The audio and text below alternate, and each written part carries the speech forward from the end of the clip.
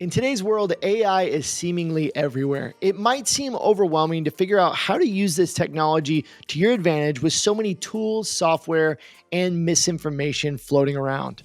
In today's episode, I'm going to give you my top 5 AI software and tools that I'm using in my business every single day to save money, save time, and get way more done. My name is Kerry Egler, here with my co-host Adrian Von Arx, and welcome to the Print on Demand Playbook podcast.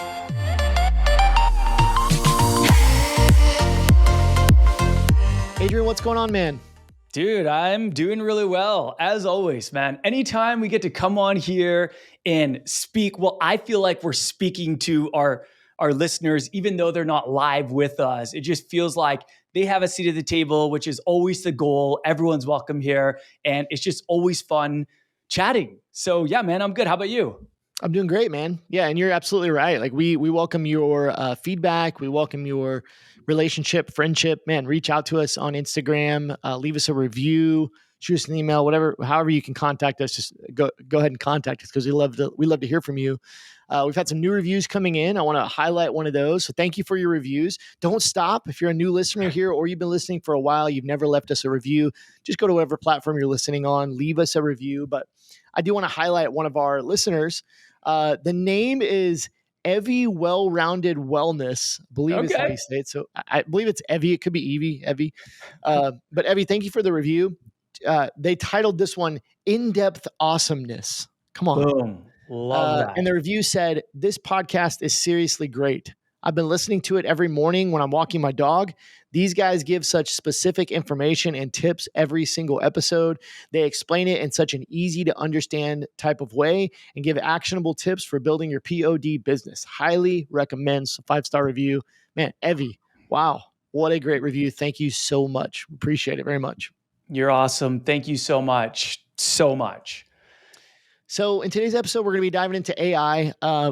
Man, it's been something I've been talking about so much. If you listen to one of the last episodes, I think it was a couple episodes ago at this point, I did a breakdown of my recent trip over to Amsterdam, where I got to talk to some 7-figure plus print on demand sellers about AI.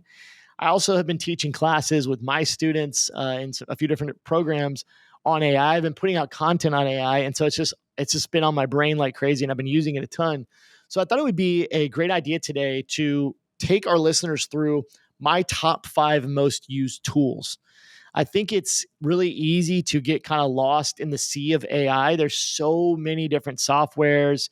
There's so much, I would say, bad information out there in a lot of ways floating around. And so, like, how do we cut through the noise and figure out like what we can actually use in our business that will help us, so we're not just throwing away money on all these different software and tools? So that's kind of what we're diving into today. I want to start off this episode by really talking about, I guess, my philosophy on how to think about AI. So, Adrian, if you're ready to dive in, let's get it going. Dude, I'm fired up for this one. Yeah, definitely. Yeah. So the first part of this episode, we're just going to talk about, really just have a conversation around how do we think about AI in our business, in our world. And then I want to move into those top 5 AI tools and softwares that I actually use every day that I think will be useful for you as well. So how should we think about AI? Well, first off, I want to say there's no doubt, like, it's a powerful new technology. It can save us a ton of time, money. It can help us get more done, but it's also scary, right? There's so many like headlines that float around. People say it's going to take over the world. People say all these crazy things, right? And so there's kind of this bigger picture of AI, but really, I think what we're focused on is like a little bit smaller, like in our world, how do we use it to our advantage? And I think a lot of people right now, like, you can just be scared of it, or you can figure out, how do I use it to my advantage to help me in my life?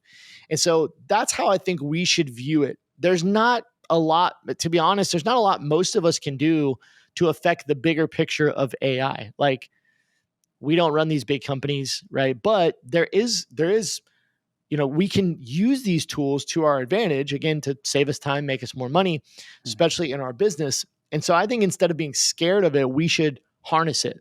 Like, we should figure out, how do we use it to do all these things for us? And so I also believe that if you don't learn how to use it effectively and use it to your advantage, like you're going to get left behind. That's what I believe. And I think we're already kind of seeing that if you're doing things the old ways, even down to like designing things, doing designs in your POD or apparel business, like if you're using the old way, you're getting a lot less designs done than someone who is using AI to their advantage to create designs quicker, right? And create more designs. Um, so if you're doing things the old way, I believe you're going to be left behind. But we're already starting to see that, right? Like one brand that's harnessing the power of AI might be able to put out 100 designs in the time you can put out 10 designs. And so we need to figure out how do we use it to our advantage so we can compete. And one example I would give is just really think about in today's world, it's kind of like trying to run a retail store today versus running an online store. If you're running a retail store today, it's pretty difficult. Like there are a lot of hurdles, and what I'm referring to is like a brick and mortar store, right? We've seen over the last 10, 15 years, maybe even longer than that, really since, the internet has come out, that brick and mortar has just been on the decline. Malls closing, huge chains closing. I read some crazy stats the other day about retail and brick and mortar stores closing that were pretty wild. Some of these big brands and the percentages and different things. And when you talk to these CEOs, like they actually do these interviews, these CEOs of these big brick and mortar chains, they say the number one reason why they're closing their stores is because of the consumer shift to the shift to online purchasing, to actually e-commerce and buying online, right? And so I would kind of look at this example of trying to run a retail store in today's world versus running an online store, and all the hurdles you have to go through, the extra money you have to have, the extra time it takes. I would compare that to, in a few years, trying to run an e-commerce brand the way that we did 5-10 years ago versus trying to run an e-commerce brand with AI, right? Like it's gonna be so difficult to do without using these tools and actually using them to your advantage, because your competitors are going to be using them. So I know I said a lot there, but Adrian, I'd love to know your take on AI, like where you kind of stand on it, and what your thoughts are. Yeah. So I'm glad you're leading this episode, that we're doing this episode, because I think since AI came out, it seems like every day there's like a new AI tool. And one thing that we don't want our listeners to get in the habit of is always being distracted by bright, shiny objects. So there's AIs that can help you, and there's a lot of AIs that you just don't need, like a lot of AI tools that you don't need, that either that functionality is built into another tool or something else, right? But I like how you said, like, essentially focus on the good. Yeah. Whatever negative things happen with AI, that's out of our control. Focus on what you can control. This is kind of like one of the principles of stoicism. You can only control, or one of the principles is, you can only control what you can control. And if Yeah. something is totally out of your control, it's not worth spending any energy worrying about it. Instead, take that energy and harness that into what is in your control. And I love that principle of stoicism. So focus on the good. And then there was something else I was going to say. Well, while you're thinking about that, I Yeah. love the way you put that. Like I love the way that you really kind of took my thoughts and made them a little bit more palatable, because I had a few, I was a little all over the place there with my thoughts, but you're absolutely right. Like, how can we use it for good for us? And Yeah. I've seen in my own businesses, I mean, it's only been for me, 1 to 2 years. Like I was looking back at like kind of when I first started using any AI tools, probably maybe 2 years at the most, but that's even pushing it a little bit. Um, and it has made a huge impact in my daily workflow, like in the way Mm. that I do things, and even, the amount of people I need to hire and those kind of things. Like it's definitely saving me time, saving me money, and helping me get way more done, which creates more time freedom. It's more automation for things in my business. And I think the majority of people are still not using it to do that for them, like to make more time freedom and to make more money and to make better quality things in our business. Like it's such a powerful tool.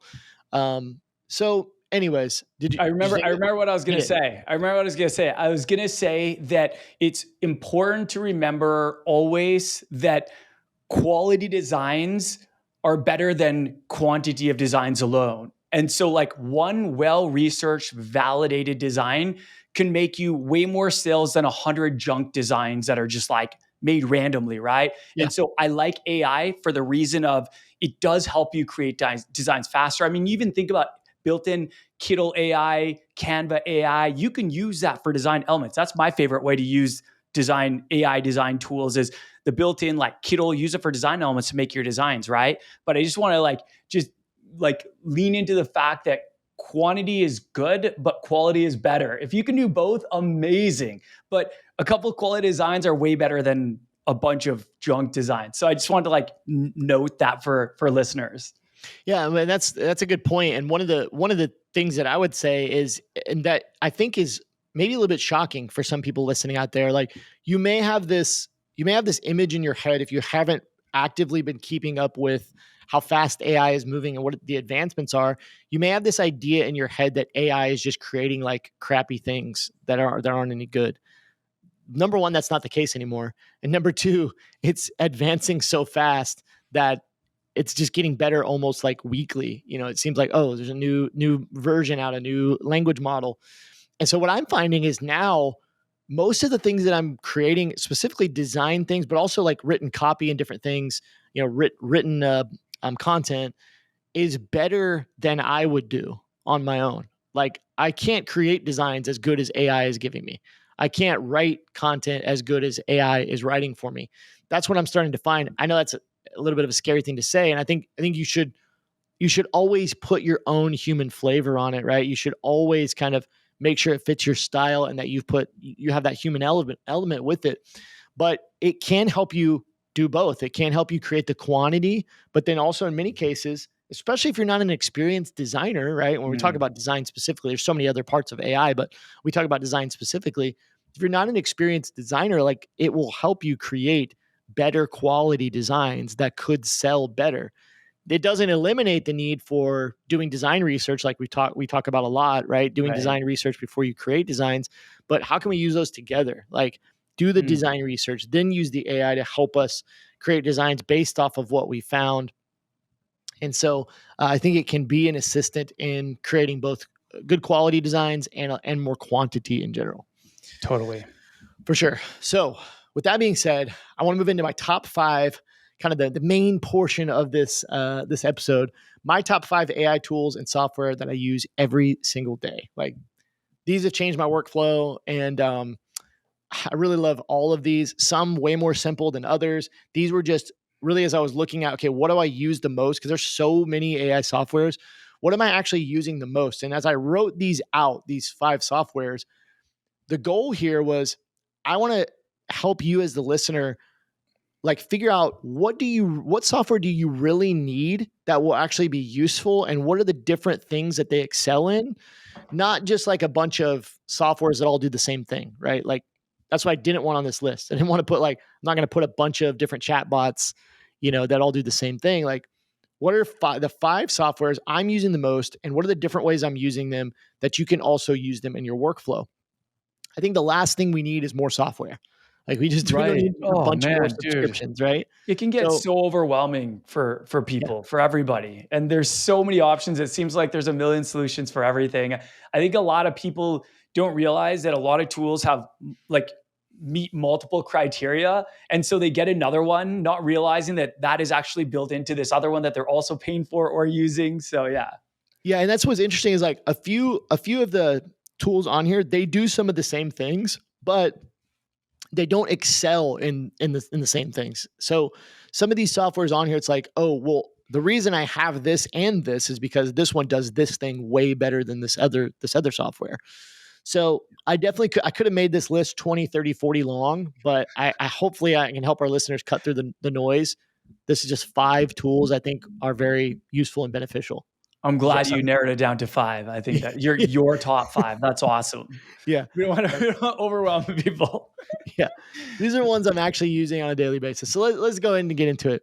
I also want to just dangle the carrot out there a little bit. Number five on this list, the last one I put, is currently my favorite AI tool, and it's the most mind blowing of any of these. Like it's just crazy. I've been teaching on it the last couple of weeks in some of our programs, and man, it every time I show it, the audience is like, "What?" So you might want to go over to my YouTube channel and watch some of my recently released AI mock-up videos and kind of get more details on this software. I'm not going to say what it is, but some of you guys that know me and follow, maybe you're a student or something, what it's going to be. Hey, real quick, before I forget, I do want to also mention, if you're not aware, if you're a listener out there, I have an AI program called AI Profit Club. It's a membership community, comes with a bunch of stuff, but it comes with like step-by-step training on how to use AI in your business, save time, save money, all the things we've been talking about. There's a community in there with all of our members. You get access to an AI chatbot version of me, which is really, really interesting. You That's like super an cool. AI coach, but it's trained on all of my content, as well as a bunch of other stuff. And if you want to check it out, you can check it out for $1 for 14 days. So you pay $1, you get 14 days, and you can see the pricing after that and everything. But it's a membership community. Go over to kerryegler.com/AI, kerryegler.com/AI. We'll put the link in the show notes. It's KERRYEGLER.com/AI. You can check that out. It's $1 to try it out. Definitely encourage you to go check that out. It's a really cool community.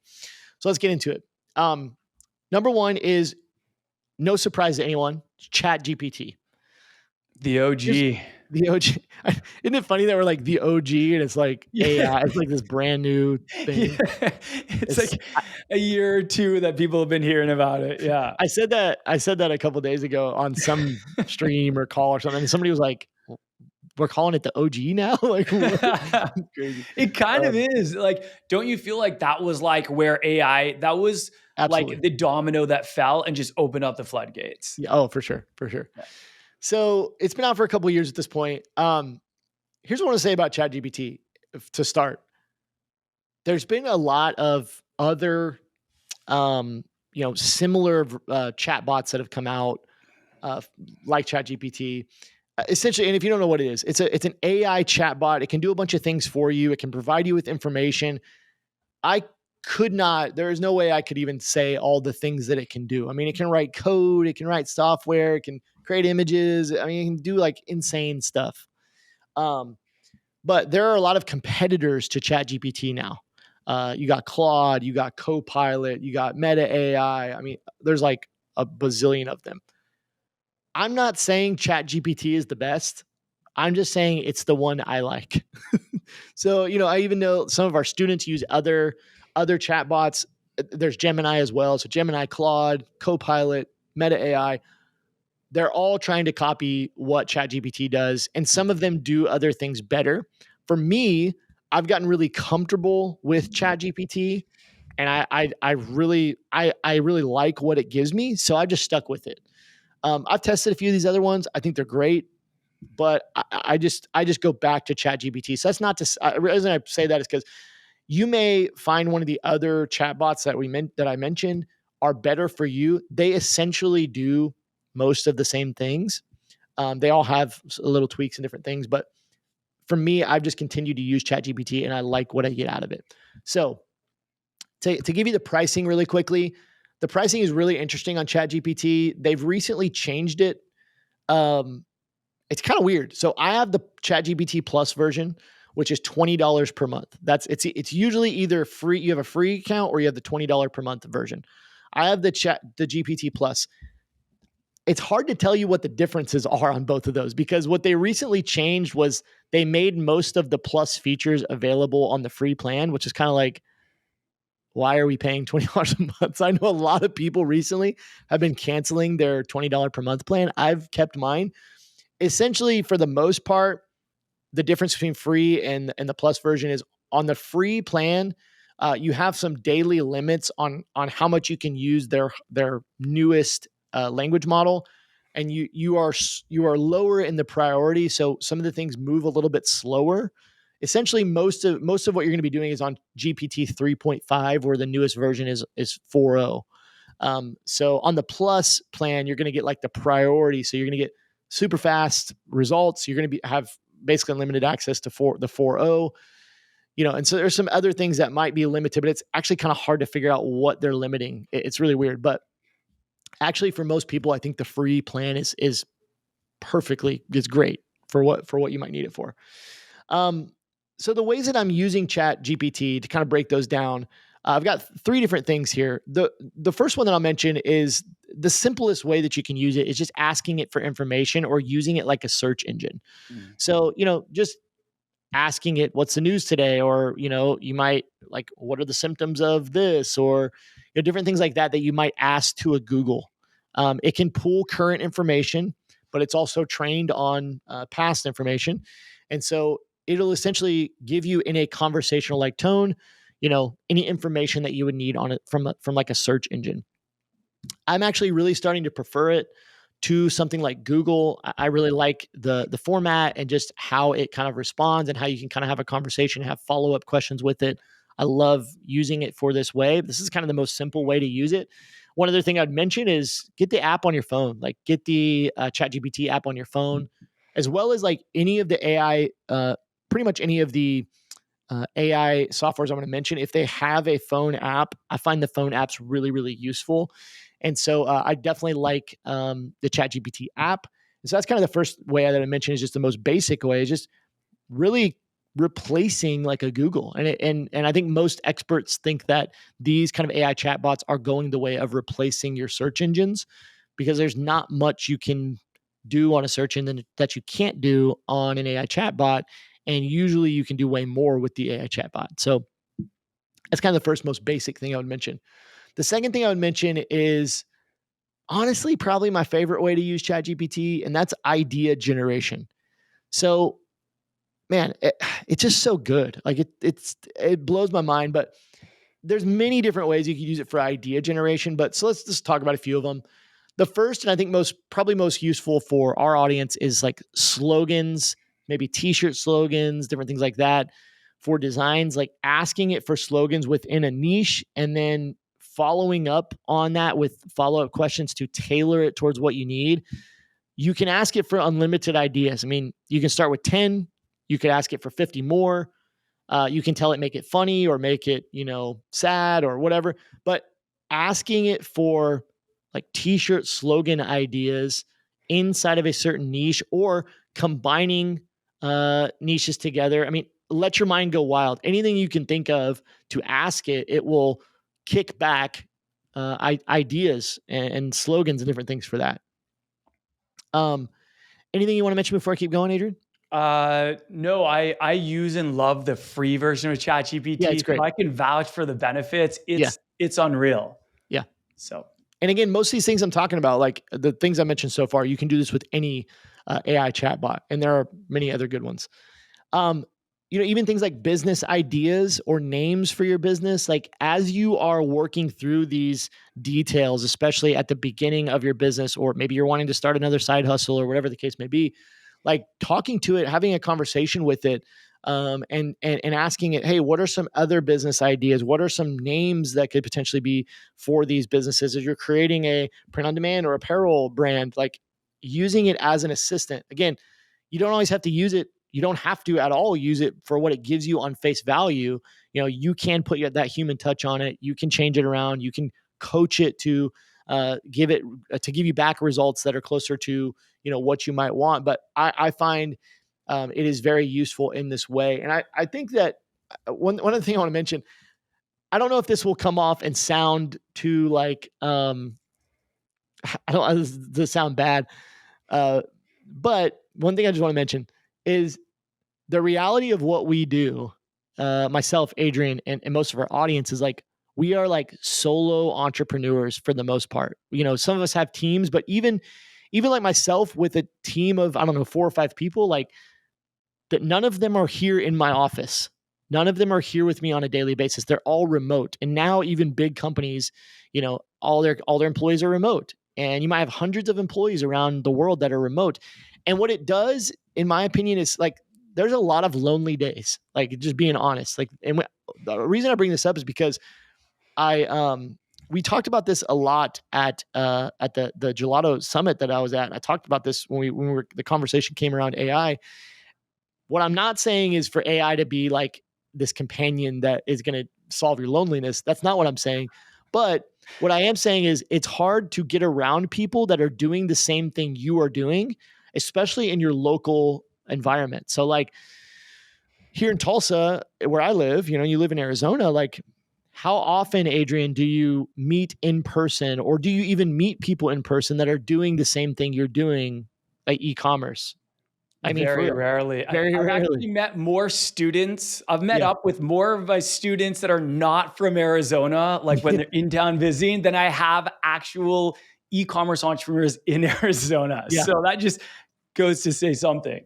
So, and one of the most powerful things that, happens when you get in the room with somebody is the conversations that you have and the ideas that you spark and from those conversations. So what I'm saying is, again, I'm not saying AI is your companion.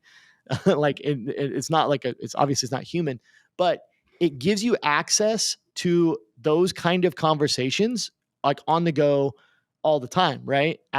Being able to have a tool that can speak back to you and give you ideas and just get your brain going, it's so valuable, right? Especially when we are working on a laptop or a computer most of the time and we're working by ourselves, right? It gives you that extra person to bounce that off of, right? That you need to bounce an idea off of. Hey, what's the data behind this? Hey, can you give me a few ideas? I've got this idea, but it's not quite there yet. Can you give me a few variations? Like it can be so valuable in that way. You have anything you want to add there, Adrian, before I keep going? No, well said. I agree. And yes, being a solo entrepreneur is lonely. Yes. It can be lonely for sure. I don't want that to sound the wrong way because it's Yeah, not like no, not in a, I'm not it's going I'm not going into AI and being like, be my friend. yeah, right. This Yeah. is technology. Okay. This is not a weird movie. I know there's movies that like AI that will plot line. never replace human connection Never, on never. you and your team or with your customers or your business or Yeah. anything. So And listen, we've said many times, AI does not replace the need for you to get into a coaching program or get into a mastermind or just get in communities, even if it's online. Get in communities where you are around people that are doing the same thing you're doing. There's nothing like that, and AI will not replace that. And I would also encourage you do everything you can to get in the room, like in the flesh, conferences, masterminds, different things with people that are doing what you're doing. It is invaluable. So let's move on. The last way that I'm using ChatGPT is also one of the ways I use it all the time, which is for written content. Okay, written content. This could be for email marketing. This could be for product descriptions. This could be for social media content. This could be for blogs. There's so many different ways that you can use it for that, but I am using it pretty much on a daily and weekly basis to create written content. So here's kind of my process. My process is to ask it to write something around a certain topic and kind of see what comes out. There might be some coaching that I need to do from that point where I say, okay, make it funnier, or I say, shorten it down. One of the other tips is to give it a specific length, like say, I need this in 2 to 3 paragraphs, those kind of things. How long you want it to be, specify those things, but also don't take it for the first thing that it gives you. Go back and coach it. Say, I need it funnier, or I need it more complex or more simple. Like tell it what you want, or tell it also who you're speaking to, like who your audience is, and it will tailor it for that. The next thing that I do after I coach it a little bit, I kind of get what I want, is I always just ask it to make it sound more human. Just because a lot of times ChatGPT really spits out this kind of like complex gibberish kind of thing. And so one of the things I always do is say, like, make it sound more human, make it rewrite it like I'm in the 3rd grade, 5th grade, whatever. And so I always try to make it basically simpler or more, just sound more natural or more human. Another thing you can do is you can upload content to ChatGPT, is something I do as well. And you can ask it to give you other ideas based on that content, right? So this is a little bit of a gray area. I would never encourage you to like copy somebody else's content, but I think there is a way to kind of, upload that content into ChatGPT and say, hey, give me 10 social media quotes based on this content or something along those lines, right? Especially if you can use your own content. I think that's probably the best idea. If you have past content, you can use that to spur other ideas. That's a great way to use it. But you can upload content in it, and then you can say, hey, give me 10 ideas or 5 ideas or whatever based off of this piece of content, right? Or summarize it for me, those kind of things. And that can be very helpful in the process. The last thing I would add here about written content in ChatGPT specifically is ChatGPT has the ability for you to create custom GPTs. And these are basically chatbots that you can train on, that you can train to do something specific that you need that like ChatGPT might not do on its own, or a specific style. The way that I'm using it is training a GPT to write like me. What I do is you actually go in there. It's actually very simple. Create a custom GPT, and what it's going to do is it's going to ask you a series of questions to train this chatbot. And then you can also upload content to train that chatbot on how you would write your content. So essentially, you could upload your old emails, old blog posts, product descriptions, and you could train your own little bot to write like you. This is like that next level kind of advanced, a little bit more advanced way to use it, but it's actually really simple, and it's really quick to kind of create your own GPT, and you can continue to train it. Like you can continue training it to make it better and better and better. And so in my chat GPT, I just have a little Kerry, writing bot that is trained on things that I've written, so that when I ask it to write stuff, it actually sounds a little bit more like me. It includes some dad jokes here and there, right? As I would. So that can be very, very useful. And that's kind of one of the things that I would do as far as written content goes. Anything you want to add there, Adrian? No, man, this is great. That was number one. How far are we into this? Okay. These other ones we'll move a little bit faster though. All right, number two is one of my favorite software. All these are great, but one of my favorite software is called Ideogram. Talked about Ideogram quite a bit, but it's Ideogram. It's called Ideogram. It is an AI image generation tool. So different from ChatGPT, it primarily focuses on image generation. And they do have a free plan, which is actually very powerful, and you can access their newest version, which is Ideogram 2.0. And you can do the free version, but you can also upgrade to the next plan is $7 per month. That's going to give you access to a bunch more features, as well as like faster AI generation. And then there's some other plans you can go up from there. It's a pretty affordable tool. All the pricing, most of the pricing I'm mentioning today is the annual price for like the first tier up from free. So $7 a month. I believe it's $8 a month if you do the monthly, $7 a month if you do annual.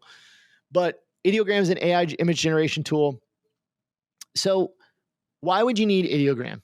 There's a lot of other AI image generators out there. Some that we're even going to talk about in this list. Why Ideogram? Well, man, where do I even want to start? When I first started using this tool, I don't think it was the best. Like, I don't think it was really in the top tools out there. But they have they have released so much stuff in a short period of time, and they've improved their AI tools so much in a short period of time. This is one of the most mind-blowing AI tools that I've used. So the thing that it excels at, and it's hard for me to even say that it excels in only this one thing, because it does everything. It does so many things so well. But the thing that it really excels at the most is text generation. So if you are wanting to have AI create stylized text, so you have a t-shirt slogan, you want to turn that into a design, Ideogram is the best for that. That being said, it does a bunch of other things so well, and it is incredibly realistic. Like, it's got to be one of the top ones that I've seen as far as just like realistic images when you're generating people, objects, whatever. Like, it is super realistic. And some of the tools they built in are incredibly useful. It's got an editor in there. It's got one of the really cool things now, and I want to mention this, is it has different design styles that you can select. So it has like realistic, and then it has like 3D and all these styles. One of the styles is called design. Okay, so one of the styles it has is called design, and that design style, I believe. Well, what they say is it's for graphic designers. Like it is, they've tailored that design style to graphic designers, and I would say print on demand sellers, t-shirt apparel designers, like it's so good. And some of these are new things that have come out with ideogram.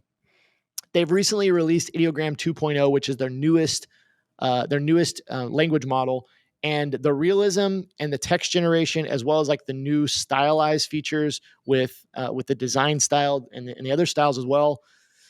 It's just so good. You need to go check it out for yourself. One of the and I bring up that design style because when they released Ideogram 2.0, in the release like webpage they put out, they specifically mentioned print on demand in that kind of media release, where they kind of go over all the features. I think this is a really big deal. I think this is a huge deal because Ideogram was already being used a lot by print on demand sellers. But what we're seeing, Adrian, and the audience listening, we're seeing that these AI, some of them large AI companies, are starting to recognize the print on demand community. And that is really exciting because what that means is they're going to start creating tools, AI tools that are specifically tailored to print on demand sellers, apparel sellers, and custom printed merchandise sellers. And we're already seeing that with Ideogram and then a few of the other tools I'm going to mention here. But when I saw that, I was like, let's go. Like they're starting to they see us. And that's just really exciting because it's only going to get better and better for print on demand sellers to use AI in a simple and easy way. And it's going to be just much more effective. And so I think that design style that they've put out, you definitely need to go check it out because it's great for print on demand designs. And the last thing I would say is in experimenting recently, they've just come out with Ideogram 2.0 and experimenting with this recently with the text generation. It's just like, it's so good. I've been starting to put in like just really long text prompts, and it if it's less than like 2 sentences, it's almost perfect. Like there's almost no errors. Like my mind is blown. Once you go over about 2 or 3 sentences, it that's where it starts to drop off a little bit. But I mean, I've put in like these long sentences and ask it to turn it into a like a t-shirt design, and it's crazy how it can take the text I've put in and actually turn it into stylized text. Like it really is pretty wild. So number 2 is Ideogram. Any thoughts? I love Ideogram. I think it's hands down one of the best AI tools, design AI tools for print on demand sellers. I didn't know that they had shouted out print on demand sellers, but that's obviously very exciting because hopefully they'll start listening to print on demand sellers and they'll roll out more features for them. Yeah. That just makes so much sense. I still like using trendy fonts. I think there's a lot of value in using trendy fonts, but if there's some kind of abstract font that you're looking for that you can't find, then Ideogram's so good for that. Yeah, I mean, I think you should experiment with telling Ideogram like what style of font you want because it's getting so advanced that it can actually do some of that stuff. It's very very good. So, anyways, moving on. Number 3, this is a very simple tool. We'll kind of breeze by this one, but it is one that I find myself using pretty much on a daily basis, and it's called Humbot AI. HUMBOT. Humbot AI. This is a super simple tool, but I wanted to include it because I think it's crucial. If you are creating written content with AI, you need something like Humbot AI. There's a bunch of them out there, but essentially what Humbot AI is it's a text humanizer. So it makes your AI written content, it makes it undetectable as AI content. So it makes it sound more human and it makes it less AI. So why this is important is because these platforms like email platforms, search engines, social media platforms, Facebook, Instagrams, they're really, really smart. Their algorithms are really smart and they can recognize when your written content is AI generated. They're getting better and better at this, but if you send an email to your list and it's very clearly AI generated, Gmail and other email platforms can recognize that as AI written content, and they will throttle your reach. Like, they won't send it into the inbox because they think it's just AI generated. And so you need to be using a tool to actually humanize your text. Now, this is on top of, when you're in ChatGPT or whatever, and you're asking it to make it more human or make it simpler or make it funnier. You should definitely be doing that. But then on top of that, you should be running your written content through a humanizer like Humbot AI. Um, it is a free tool with a limit on the amount of words you can put in each month. So you can't get a free account. The next tier up, I think, is $8 per month. That's annual price, which they also have. Every tier has word limits. So there's only so much you can put in there. But man, you have to do this. Like, you have to do it. This is, I've done a lot of experimenting and with these different tools, and it's hard to find a good one that actually does a good job of humanizing the text. One thing I would mention is inside ChatGPT, in the GPT store, you can find a ton of text humanizers in the GPT store that will make your text, like, humanize your text. I haven't found a good one because most of them are just basically like ads. Like, it's kind of annoying. Like, the GPT store, a lot of little apps that you can get in there for ChatGPT, they're kind of just ads for software, and a lot of them I've used, they don't work well, and they're buggy, or they're just trying to get you to pay for additional software. So what I've gone to is using a separate software, a separate text humanizer software. And the one I've been using is called Humbot AI. So all you do is paste your text in from ChatGPT or any other AI software. You ask Humbot to humanize it, and then it will pop out a new article or a new text, some new text based off of your old text that cannot be recognized as AI by these other platforms. And it will actually show you down at the bottom. There are a ton out there of these text AI detection tools, and it will show you how those AI detection tools, how they rate your written content. So if they can recognize it as AI, it will fail. If they don't recognize it as AI, it will pass. And so I think this is a crucial step in the process. If you're doing written content, it's very helpful to run it through a humanizer. And this can help you get more reach on social media, get more reach in your email marketing, anywhere that you're using AI to create written content.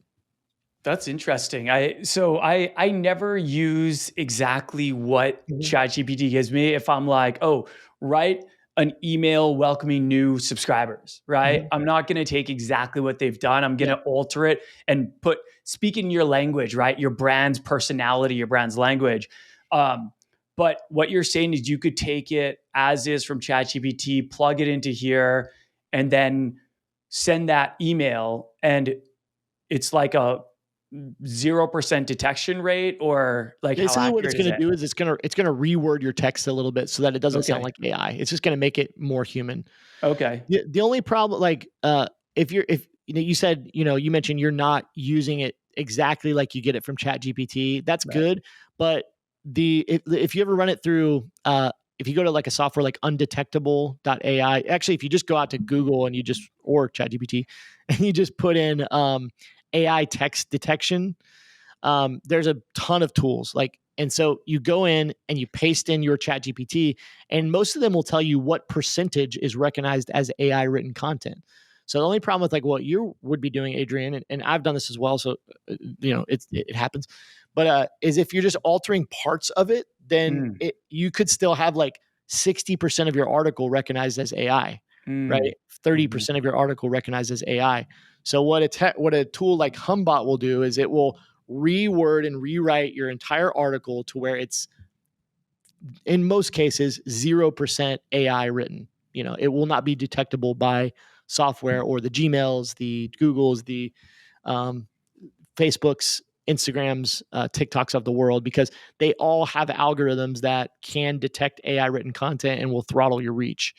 So I mean, this affects a lot of things, right? If you're writing written blog content, like, and you're trying to use SEO to rank on Google, like Google can detect the AI content. It's not going to rank your website if you're just pasting, ChatGPT written content in there. Like, so these tools can be very useful. It's so interesting. It's almost like there's a battle going on with like AI and AI detectors. It's like, oh, we're going to use AI. And then now there's detectors and now it just goes, it's like going back and forth. It's Yeah, it's interesting. crazy. It's interesting to see if they're, if those email service providers or whatever come out and say, hey, now we can detect the ones that make it undetectable. And then they have to like go to a 2.0 level. It's just like Yeah, it's crazy. it's funny. It is crazy. Okay, let's move on. Number 4 on the list is one we've been talking about a lot lately, and it's Kittle. It's Kittle. Kittle's awesome. Man, there's Kittle's a online graphic design tool. It's a Canva competitor. We talked about Kittle a lot, so I don't want to spend a whole lot of time talking about what Kittle is. I want to focus on the AI tools. So they have a ton of AI tools in there, but some of the ones that I use a lot. And before I do that, Kittle does have a free plan, and then they have a $10 per month plan on the annual. Um, I would recommend the paid plan because it's amazing, but you can use the free plan. You can do a bunch of stuff on the free plan, including some AI credits. Some of the AI tools that I use inside Kittle: the image generator, the vector generator, the background remover, the vectorizer, and then text combined with AI. So why do we need Kittle if, we have ideogram or we have one of the other ones I'm about to talk about in number 5? Why do we need Kittle? Well, if you wanted an all-in-one tool that does a lot of things really well, and like Adrian said, like he's using AI to more create like elements for his designs and then adding text or adding, different effects later, this is why you would want Kittle. It's going to do everything pretty well. And I mean, man, we can spend a lot of time here, so I want to not spend too much time on this one, but its image generator is pretty good. It's not going to compete with a Midjourney and Ideogram, right, on that level, but it's still very useful. One of the things I love about it, though, is its vector generator. I think its vector generator is really good. If you don't know what a vector is, it's essentially like a design file that you can scale up as big as you want with no quality loss. And you can also easily edit the colors and different things in there. As opposed to like a regular JPEG or something, it's much harder to do those things. So the vector generator is really good. But then like the fact that you can generate something, but then right there, you can use all of the amazing text effects that are in Kittle. I think this is why it's just a great AI tool, because you can generate an image of a cat and then you can add text. All of the amazing fonts are in there, and then all of the amazing text effects like curved text, arch text, all the different things. Like it's all right there, and it's just such a good flow to create with AI and then move through that process. One of the biggest reasons that, let's say you had Ideogram, maybe you had another tool on this list. I don't want to spoil it, but number 5 is amazing. But if you had number 5, why would you still need Kittle? Well, again, no matter how many cool AI tools you have, I think you're going to need in your tool belt a graphic design tool, like just a graphic design tool, and then combine that with some of the AI tools it has. It's just awesome. If you're creating something in Ideogram, then you need to erase some things and add your own text. Like you're going to need Kittle for that, right? Another really cool thing that it has that is very useful is the vectorizer, the AI vectorizer.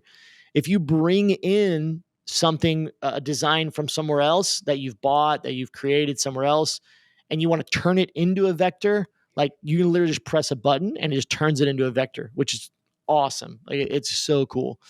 So Kittle's amazing. That's all I'll say about it. Do you want to add anything to the Kittle? I second pretty much everything you said. I love Kittle. I love its AI functionality.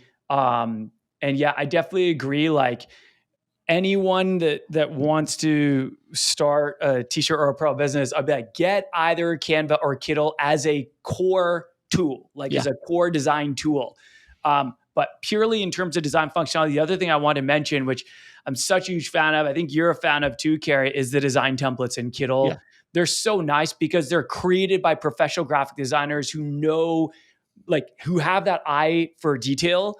And it's all done for you. You just go in there, you can just literally change the text to make it original, and that's enough.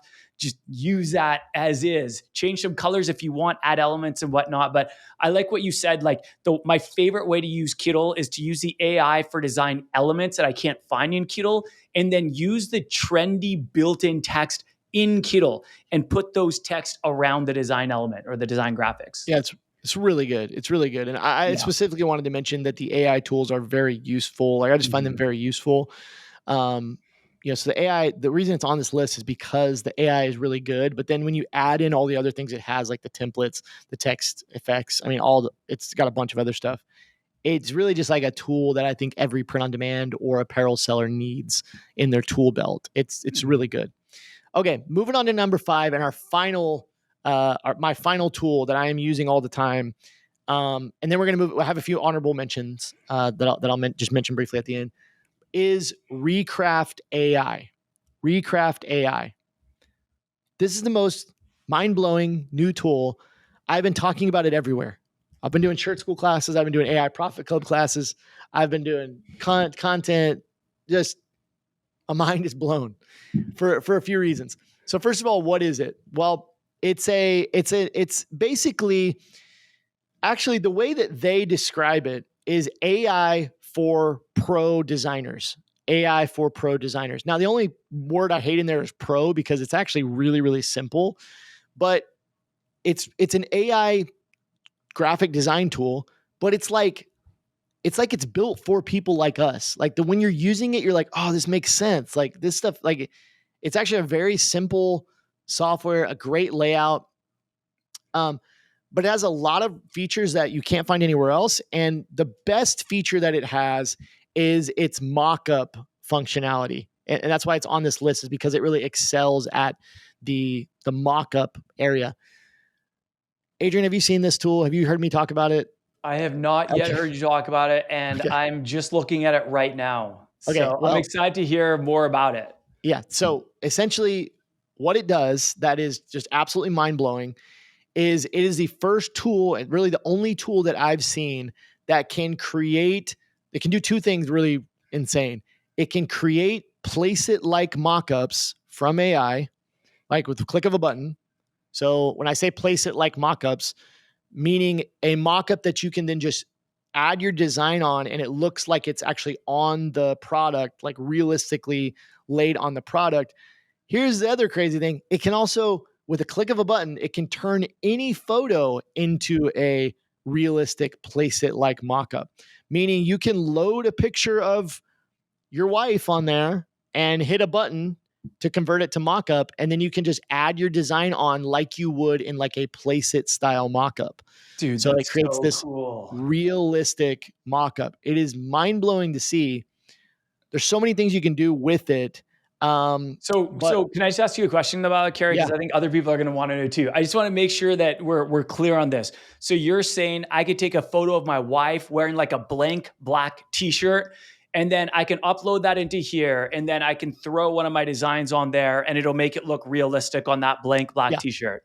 Yeah. Oh, I Like love she can this. even be like, she could be like over to the side Yeah. and it will like recognize it and like add it on. It will turn it. Like it's wild to That's see, like dude. It's not like you would crazy. want it on the side, but if you wanted to get different Yeah. angles, right? Let's Yeah. say Yeah. let's say you want a couple different angles of the shirt, you and to have it look realistic from the side. That was hard to do before without something like a placeit or something. Yeah. And you couldn't put photos of your wife up there and Yeah. then put the designs on a black blank t-shirt. That's awesome. There's so many uses I'm for it, but excited like, about this one.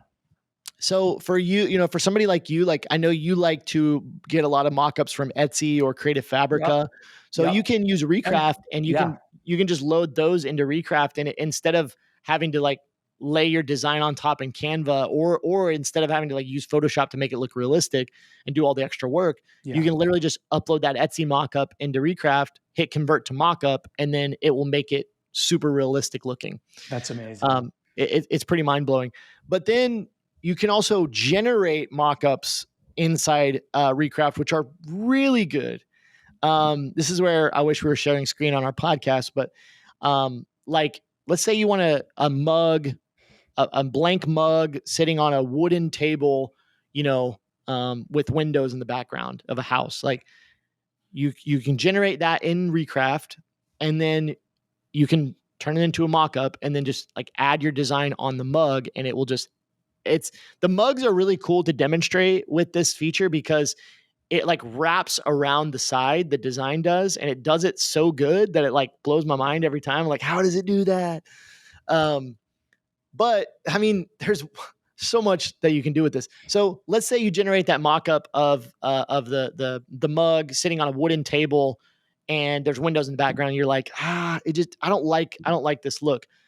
It also has a feature where you can just change the background. So you can hit change background, and you can be like, all right, I want the wooden table to be on a porch, on a backyard deck with the sun in the background. Okay, boom, it'll just change out the background.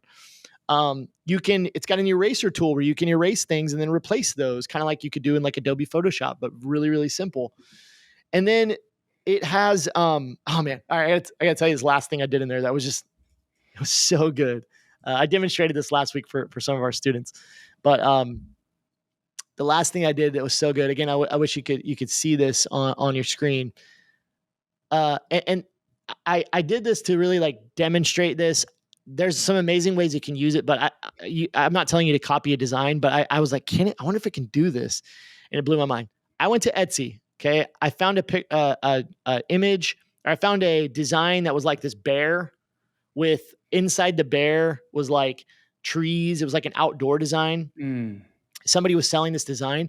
I took a screenshot of the mock-up of that design. Like I just screenshotted out the little bear on Etsy. Just front, like, because they were selling the t-shirt. I wasn't buying the design, they were selling the t-shirt. Took a little screenshot of the bear, uploaded it to Recraft, okay, changed it into a vector, then removed the background. And then they have this feature inside Recraft where you can generate new AI images based off of another image. And basically they have a little slider that's like, I want the image to be like exactly like it, or I want it to be, like not very much like it over to the left. So I just slid it over to like, I want an exact replica of this image, essentially of this bear.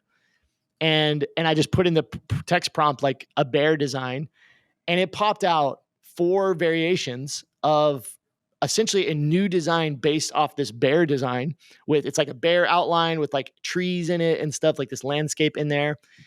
And they were absolutely beautiful. Like just these beautiful designs. Like my mind was blown when you see it. It just crazy. And then what I did was like, well, okay, that's not a realistic use case because obviously ethically we shouldn't be ripping off designs. But let's say like you found a design, you're doing design research, you found a design that you're like, man, this design is awesome. I like the color scheme, or I like the whatever, the design of it, whatever. You take a screenshot of that, load it into Recraft, and then you can use that tool and bring that slider down. Instead of it being an exact replica, you can bring that slider down and you can put in like something with your niche. So I did the exact same thing, and I was like, instead of a bear, I want it to be a moose. And then, so now it's a completely separate niche. Then it popped out 4 brand new designs of a moose outline with the trees in it. That's And I was so like, cool. it was mind blowing. Like, it was so good. I was just like, my mind was blown. You got to see it to believe it. But I literally just signed up. Like I now have a Recraft account. Thank you, Kerry. Talk to me offline after this call. I'll tell you how to use it a little bit. But that's awesome. But it is really, really cool. You can generate AI art in there, AI images. There's a lot of really great features. It's actually not a very complex tool. I actually thought I was a little bit intimidated at first because I was like, oh, maybe this is kind of hard. As I started to use it, I was like, whoa, this is really cool and not that hard to use. So it's Recraft AI. I've loved this tool so much. I reached out to their CEO on LinkedIn, like sent him a message. I was like, hey, I love your software so much. I'm like creating content about it. just stay with us, say hi to me. I just want to be connected. Like it's just, That's awesome. yeah, I've never been so inspired by a tool. It was If really, he really does cool. respond, try to get him on the podcast as a guest. Yeah. That'd be so cool. Yeah. And then they would know they were on the radar of print on demand sellers, so that they could like know that we're one of their avatars, and Yeah. they can start rolling out more features. I have no idea how big they are. Like, I don't think from what I could tell, they haven't been around that long, maybe like 8 months to a year, somewhere in there. But like, I don't know how big they are. They have some really big company names that have used their software on their landing page, but I don't know. Like it seems to be relatively unknown. If you go out there on like YouTube and different things, like there's not a lot of content created around it. So I think it's relatively new. But anyways, those are my 5. So just to recap those: number 1, ChatGPT; number 2, Ideogram; number 3, Humbot AI; number 4, Kittle; number 5, Recraft. And just to kind of quickly recap, again, as I mentioned at the beginning, like I want to give you tools that excel at different things that you would need for different reasons. ChatGPT, idea generation, written content, using it like a search engine. Those are the things I'm using it for. Ideogram, specifically when I want realistic photos or I want text to generate like stylized text with AI. I'm using Ideogram. Humbot AI is to humanize my written content and make it undetectable by search engines, social media platforms, email platforms. Kittle, I love as a general graphic design tool with a bunch of amazing AI tools built in, and then combined with the text effects, amazing. And then Recraft, the best way I'm using Recraft is for AI mockups because it's second to none in how it does AI mockups. But there are some other tools in there that are also very useful. Some quick honorable mentions. There's one big one that you might have noticed was left out of this list. I was And wondering. I saw it I there, and I know, was like, "Wow, you I chose know, Ideogram over this." I know. Let's Yeah. hear why. My number one my number one honorable mention is Midjourney. Midjourney.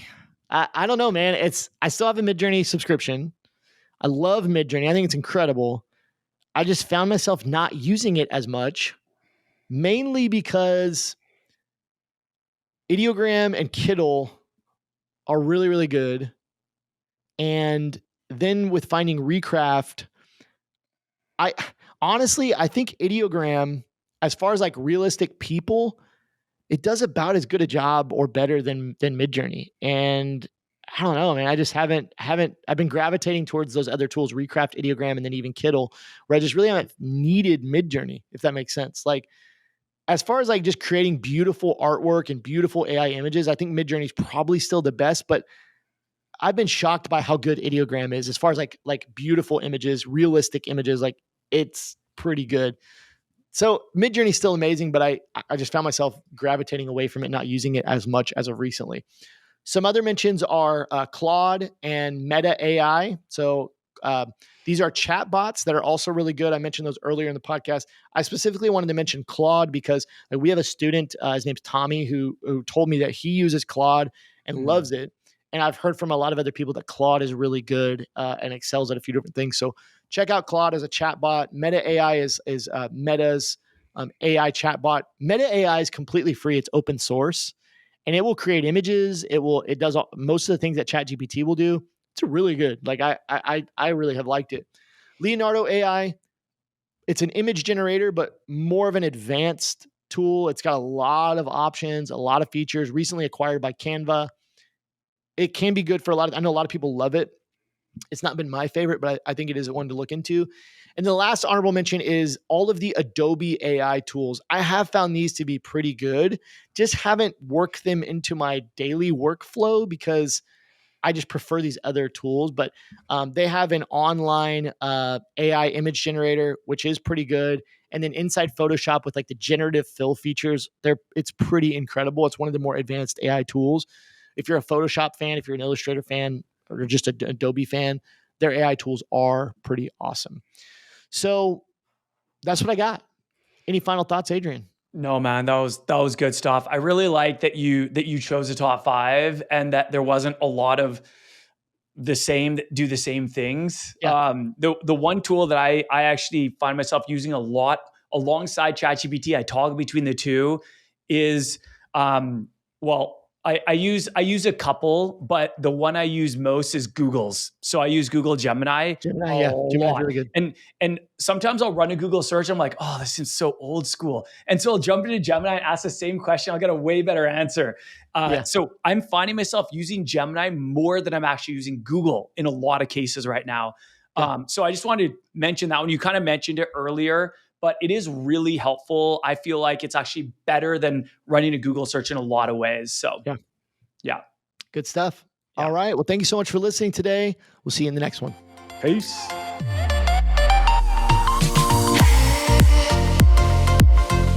Thank you for listening to this episode of the Print on Demand Playbook podcast. If you enjoyed this episode, please leave us an honest review on whichever platform you're listening from. We appreciate each and every one. Thank you so much, and we will talk to you very soon.